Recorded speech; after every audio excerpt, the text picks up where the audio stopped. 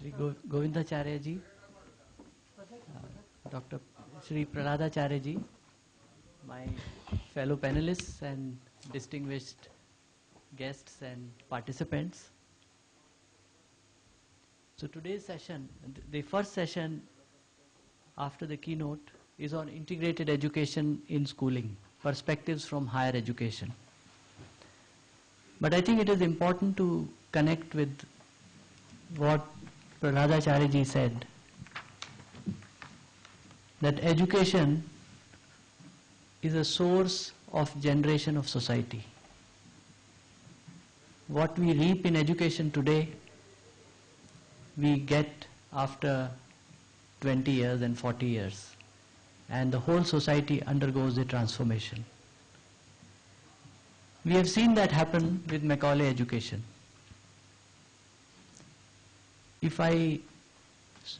So what we do in education is most important.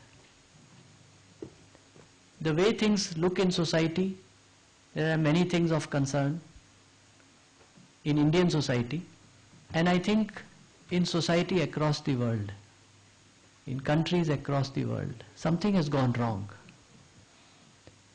And what seems to have happened, for variety of things which will be discussed today in different ways, but the correction to me actually starts from education. If we sow the right seed, the right tree will come which will give the right fruit. I also feel that we are at a juncture today of a new era. If you look at recent history of India, we have already, I think, completed 2 eras. The first era started in the 1890s, let's say beginning of 1900, and in 50 years we got independence. That was an era which was fired by a dream for political independence. And that dream got realized in as short a time as 50 years. At the beginning of that era, we thought British were here to stay. They said, now we are here forever. The sun never set on the British Empire. And within a short period of 20 or 30 years, it became visible, it became clear rather, that India would be free. It's only a matter of time, when, not a question of whether. That was the contribution of Gandhiji. And I would say 1920s became very clear that India would be free, and with India rest of the world would also be free. And that the prerana, the guiding idea which had gone in the mind of every person, child, adult, old person, man, woman, no matter where, this idea was that we must be free. Gandhiji gave a larger vision of what Swaraj, what Swatantrata, what freedom means. But he realized also that it is the political freedom which is driving the current things at that time. And sure enough, things looked so pessimistic the beginning of 20th century, and in 20 years' time things looked totally different. And in 50 years' time we had become independent. That also marked the era of that era. That next started a new era. That era, unfortunately, was not driven by high goals, very practical goals. Yes, it was driven by practical goals, which said, India is poor, India shall no longer remain poor. That was the idea that sparked the next 60 years. And its time has come to an end. That idea, we may have chosen certain models to reach there. We may have chosen industrialization rather than agriculture, and a centralized model versus a decentralized model. We may have made many mistakes. But the goal of wealth, without distribution of course, with poverty and massive poverty and richness existing at the same time, I think that idea is over now. It has come to its term. It's finished. We have achieved what we wanted to. Of course, we did not get proper living conditions for our people, but that idea is over. So we are at the start of a new era. And that era is for us to determine what it shall be. What is the guiding idea which will drive the next 60 years? And whatever that idea is, and I'm sure we will have discussions on it, one thing is very clear to me, that it has to start from education.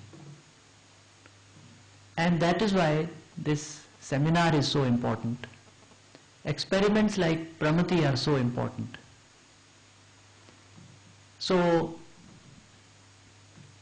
we will now have the panels rather than I speaking anymore. And we will begin with presentation by Sri Darshan Shankar. Thank you. My respects to Sri Dhananjay and Praladacharya and to all the colleagues here in the audience and on the panel. I would first of all like to express my deepest appreciation for the experiment that has been initiated by Purna Pramati.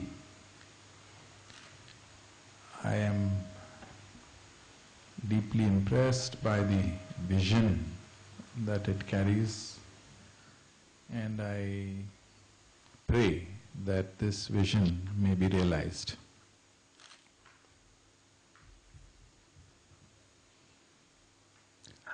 I am going to express some thoughts in the area of healthcare. The challenges, as I see, of the future of healthcare, not only in India, but I think all over the world.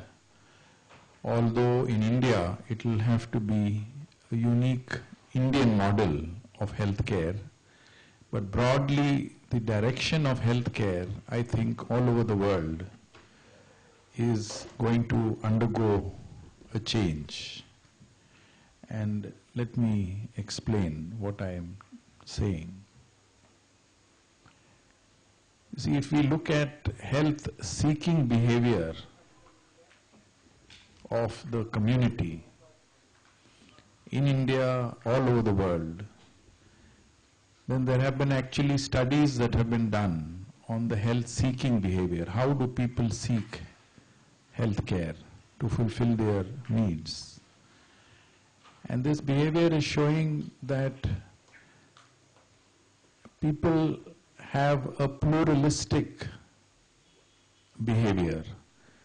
That means nobody goes to any one single system of healthcare or medicine for solving all their various health problems. Today we find that if someone has an emergency situation, a very acute problem, he might go to allopathy, to biomedical system. If he has a very common problem, he might go to homeopathy. If he has a chronic problem, he might go to Ayurveda kind of system. If he wants to do some wellness, some health promotion, want to feel healthy in body and mind, he might go to yoga. So we actually see this behavior that is happening in our society. There are also people who will go to various forms of spiritual healing when people have certain kinds of mental afflictions. They might even go to various temples which are known for helping in the healing of the mind. So you find all this behavior on the ground. It is a reality. It is something that you only have to move around and see and witness to believe. So therefore, given this health-seeking behavior which is pluralistic, what is happening is that in health education, we are not responding to this pluralistic behavior. Health education is singular. You have to go to either one or the other system of education, and none of these systems of education accommodate another system adequately. If you see research, it is the same way. It is all in silos. I believe that future of healthcare in India is going to have to be pluralistic. I think 15 to 20 years from now, we are not going to see healthcare establishments which are based on single system of medicine or single system of healthcare. You will begin to see establishments which have multiple choices all under one umbrella. And then the challenge really becomes, particularly in research and in education, as to how do you integrate these various healthcare knowledge systems. I believe this is a challenge that has to be faced firstly through some kind of research which will try to look at the foundations of these knowledge systems, and subsequently that research has to filter into education. I believe that India needs to design a uniquely Indian model of healthcare, and my own thinking is that this model of healthcare has to be pivoted on our own medical heritage, which is largely Ayurveda and yoga. I mean, in India we have Ayurveda, we have what we call Siddha, we have what we call Swarikpa, which is in the Trans-Himalayan region, what we call the Tibetan system. The technical name for that is Swarikpa.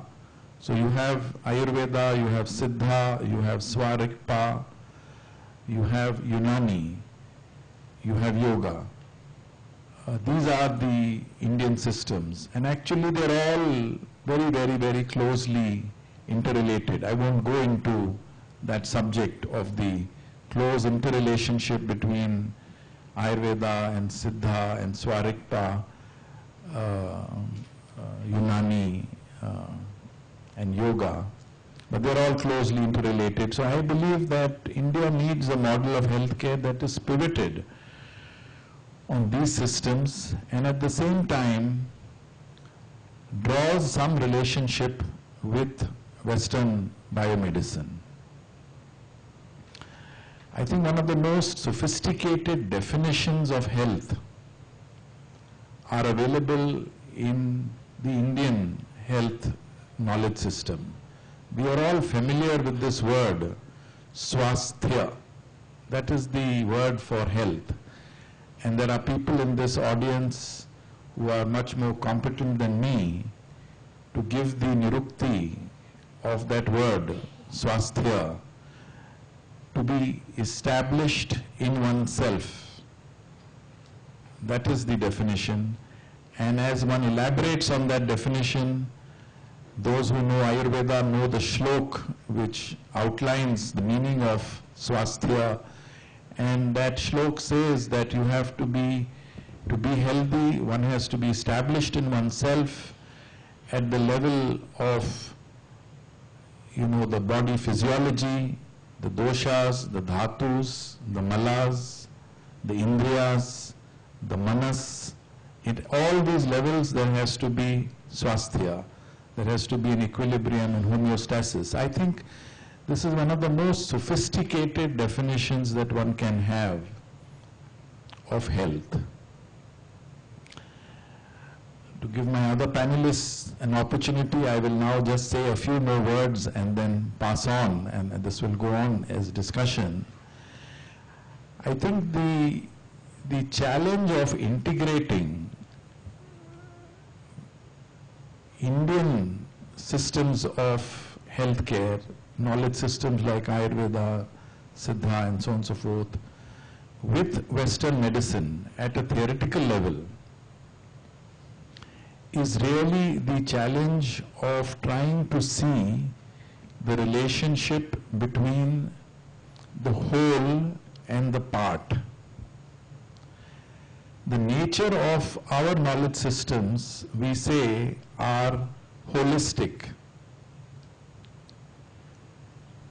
And the theories of Ayurveda, for example, which is Panch Mahabhut Siddhant, that's the foundational theory, Tridosh Vichar, which is the translation of the Panch Mahabhutas in the biological setting. These are theories which are holistic, they are systemic theories. They are not structural theories, they are systemic theories. And this is as opposed to biomedicine, where we look at the body in terms of parts in a reduced way. The very method of science is such that we break up the whole into parts, into cells, tissues, and so on and so forth. And then we study the changes that are taking place in those parts and try to deduce, therefore, what is happening to the whole. So it's a different approach to studying nature. We study nature in terms of parts. Here we study nature in terms of whole. The theoretical frameworks are like that. Now there is no reason, there is every reason to believe, and it is very evident, that the whole and the part are indeed related. One cannot say that they are unrelated. But the key thing to understand in exploring the relationship of integration is to understand that the whole is not equal to the part. Not even the sum of parts adds up to make the whole. And yet the whole and part are related. And I think that is going to be the challenge in research, that is going to be the challenge in education, towards integration, that discover this relationship between whole and part. They are not antagonistic. There is no need to say we will only go, the understanding of parts will indeed improve the understanding of the whole, and the understanding of parts will improve with the perspective of the whole. So they will both complement each other. And yet the relationship is complex and it has to be carefully negotiated. So yes, I do believe that the future challenge certainly in healthcare is what we would call integrative healthcare, not integrated. It's not done, it's not finished, it will be an evolving thing. Integrative healthcare is the challenge of the 21st century in healthcare. It will call for serious efforts in the field of both research and education, and that, to my mind, is going to be the most important direction in this field of healthcare. I will pass it on now to others.